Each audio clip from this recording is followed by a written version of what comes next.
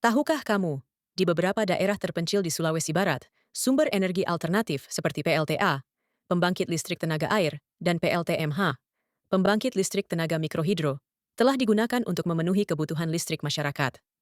Pemanfaatan energi terbarukan ini menjadi solusi penting bagi desa-desa yang sulit dijangkau jaringan listrik utama.